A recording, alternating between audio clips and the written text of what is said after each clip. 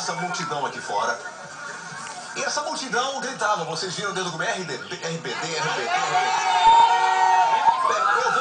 Eu vou perguntar a você, o que vocês estão fazendo aqui? Qual é o lance? Qual é o babado?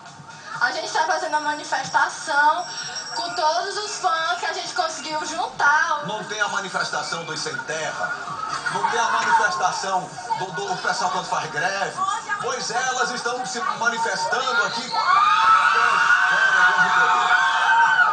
Silêncio, estão aí, então conversa. Vai. Qual é o babado?